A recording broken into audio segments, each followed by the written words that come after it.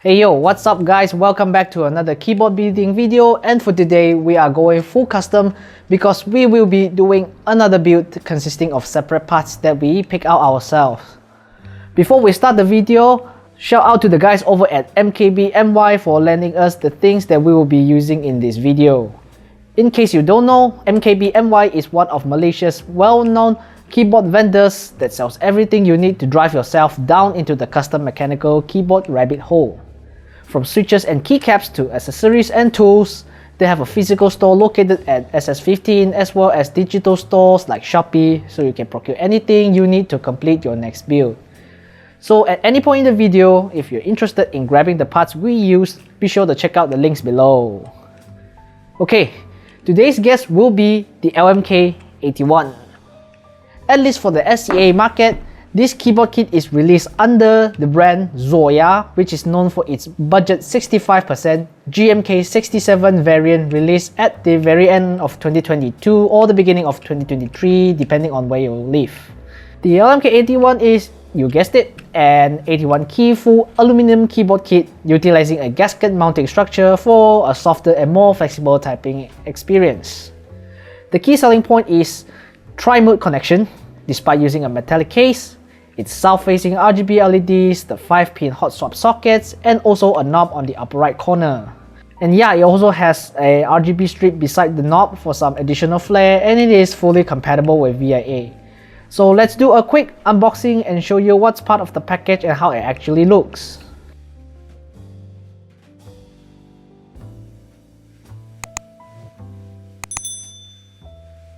Okay, so we got the box here, so it's kind of hard to take out. So first we got the keyboard kit, and the color we got here is the white color, and you also got a PE foam, and you got a couple of boxes, which one of them has your braided keyboard cable. At least it's not coil, so you can make it straight. And you also get a hex key for opening up the case. And for the other one, you get a wire keycap puller as well as a switch puller, a 2-in-1 combo. So this is definitely nice. So just for mentioning, I pre-installed the steps and also the gasket strips. So if you want to install it yourself, be sure to make sure that the bottom casing uses the thicker one while the top housing, no, not top housing, the top case uses the thinner strips. Now moving on to the switches. I picked the KDT roses for this build because for one, I've seen some reviews on my own and it seems to have a deep bottoming out, but with a mild upstroke that results in a quirky finish when you tap on it. And two, it has a 63.5 gram border out force through a progressive spring. And I can tell you this is wonderful for those who type with small hand movements because the heavy force makes it quite fun to use in general. Material wise, it is your usual PC top, nylon bottom in a nice pink rose color because yeah, it's rose, and a palm stem. So technically speaking, it does come in a 3-pin and 5-pin variant, but the one we have here is the 3-pin model. And yeah, this come completely dry out of the factory, so that's a point for you to take in. As for the keycaps, since the LMK81 we have here is in white, I figured to go with something that is semi-vintage, and it is going to be the i.a. DMG set. Molded in cherry profile, the light and dark grey color scheme combined with your dark blue legends and the purple accents. The colorway is inspired by the original Game Boy, so I guess you can really replicate one by setting the RGB close to the greenish LCD screen of an actual Game Boy, I guess. But anyway, with everything laid out, let's give this thing a quick build. And yeah, before I forget, we actually have another personal unit of the LMK81 in the office built with other preferences, so I'll throw in sound test of the review unit and that personal unit to give you a little bit more references in terms of what the kit can achieve. So here we go.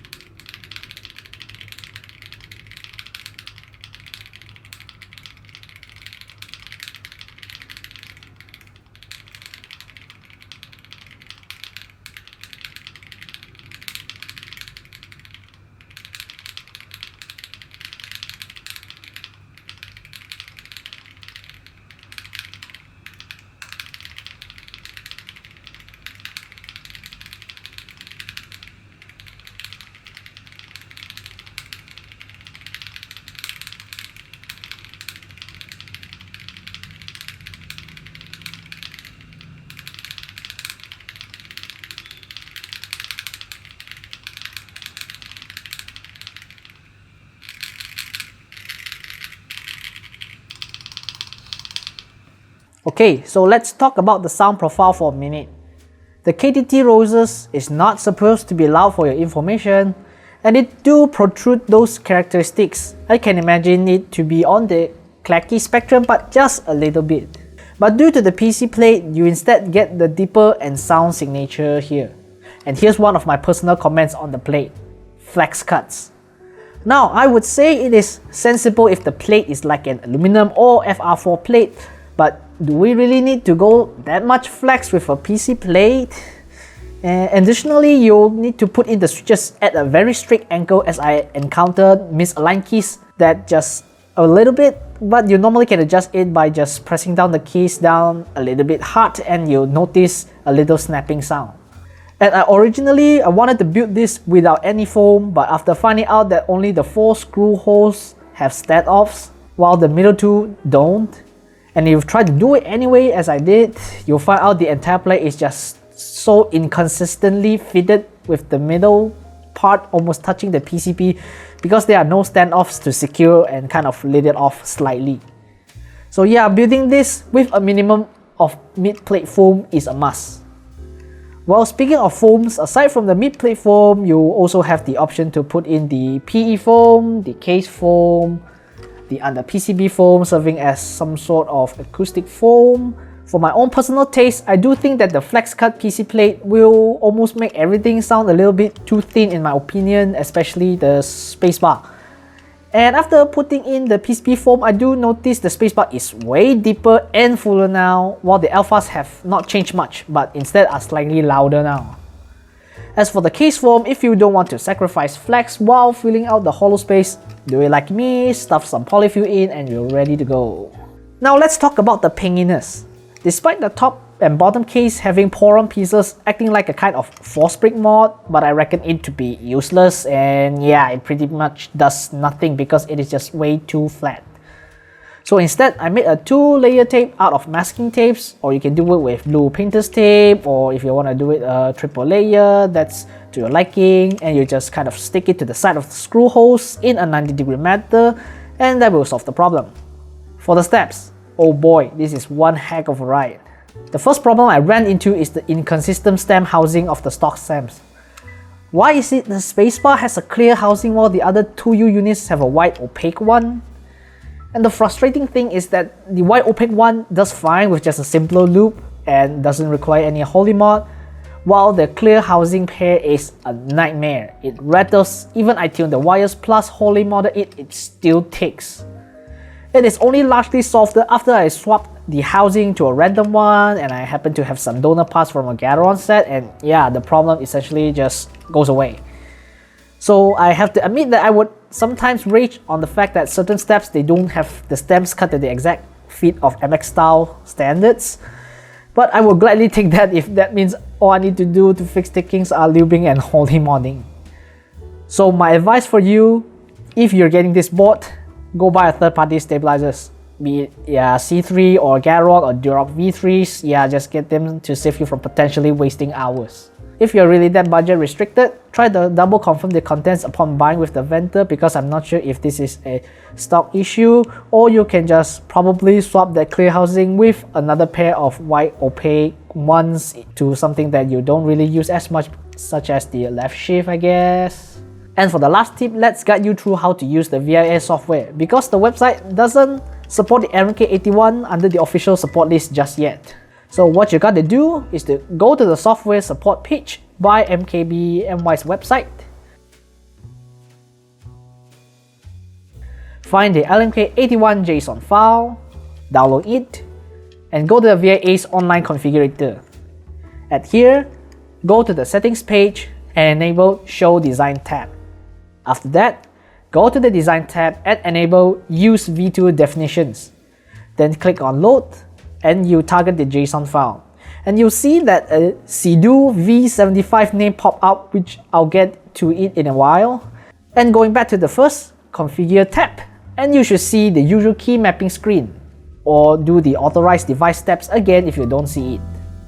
And yeah, here, use it like how you usually rebind your keys with macros, preset takes, emojis, and more. And for the funny part, the Cidoo v75. If you're in the scene for some time, you probably know about the keyboard Final Key V65, which is currently one of the most affordable aluminum kits in the market. And what do you know? For the Western markets, or at least those sold by Ipoh maker, it is known as the Cidoo V65. Now you get it, don't you? The Cidoo V75 is just the Zuoya LMK81 sold under a different name, and for the Western viewers, this video is completely relevant to you if you're looking out for a Cidoo V75. But just so you know, the one offered by Ipoh maker is a whole package completed with switches and keycaps, so the price difference are subjected to those additional parts. For our personal unit, this is actually owned by John here, so can we know about what things you kind of like or don't like during building this keyboard? I would say the entire kit is well worth the money, and a lot of people probably can just straight away buy this, build it up, and then straight away use it without having to do a lot of modding. But the only complaint I would have is the stabilizers. Yeah. Well, of course, by default, the stabilizer required some work in order to make it sound good, because out of box it's just a rattle fast. Yes, rattle fast. So the easiest solution for me is just straight away go buy a C3 and then pop it in and then call it a day. And that's exactly what I did for this particular kit. I see. So what about the sound profile? Do you actually expect the Leopold Greywood V3 to actually sound this good? Because I tried a lot of switches, so I think this particular build is very suitable for the kind of sound profile I'm looking for, which is a deep clack kind of sound profile for it. So putting these two together in this kit makes it even more pronounced. You understand? Especially with the given PE foam, right? Yes, especially the entire set, you have everything we need to make the sound good. So really, this kit requires minimum modification to it, except for the stabilizers, which they obviously can do better on that. But yeah, a lot of people tend to agree that PE foam makes almost every switch sounds the same because it's just hitting on the foam. So do you actually prefer the choices of like cheaper switches such as this Leopold Greywood? Yeah, because like if you're agreeing on that fact. Well, of course, when everyone are using the PE foam, and then of course the sound profile would be somewhat similar to that extent. But of course, this is still very subjective matter because everyone has different preferences. For some, they just want to recreate a sound profile they heard on the internet, YouTube. They just want something, oh, that sounds really nice, I want to recreate that sound profile. But for some more adventurous ones, they might experiment with all their stuff. So they try different materials, different paddings, removing or adding even more paddings. So it really depends on their preference. Like I mentioned, for this kind of kit, it will make even cheap or more affordable switches sound really nice.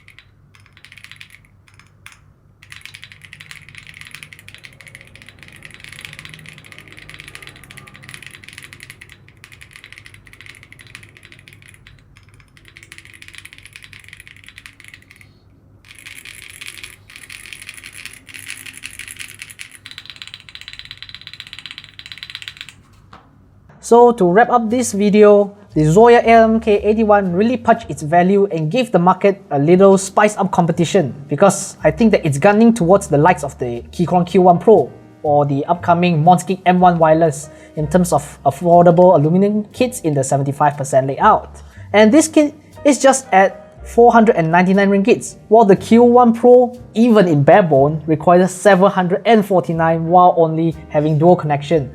While the LMK81, it does tri-mode. And take a look at the full cost of building one. It is still cheaper than the Q1's bare bone. Yeah. Now this is really catching my attention here. But of course, you need to swap in an extra set of stats, which we highly recommend, which will push it towards like the 800 ringgit mark. But in my opinion, it still stands strong here. So its design language and the sound profile, it definitely reminds me of the QK boards, which most people tend to agree that their signature is to just stuff foams inside, which end up as their icon. Yeah, I do see a little bit of that shadow in the LMK81 because of the engraved bottom casing giving it a little bit more style, and of course the RGB strip adding some more rainbow ooze to its setup. And let's not forget about the switches and keycaps. The KDT Rose is just so cheap at just 80 cents per switch, and I suggest you just give it a light loop at the rails of the bottom housing to maintain its clack, while improving the smoothness a little bit. And also, if you have extra 105G0 in the house, you can give the spring some love too. The keycaps overall are in pristine condition, which means no warpings or shining off the box or anything. So it has a really nice clack since it is a double shot ABS. But the legends are a little bit hit or miss, which is just your usual compromise when it comes to clones. Yeah, exactly. Yeah. And it could be a little bit pricey at 149 ringgits compared to some other sets or themes. So if it is a little bit too high for a budget, you can consider other themes, or you can find out the particular set in the secondhand marketplace. These are some viable options you can go for. So yeah, that's all for this video, and thank you MKBMY for making this video possible, and I'll see you in the next one. Peace. Peace.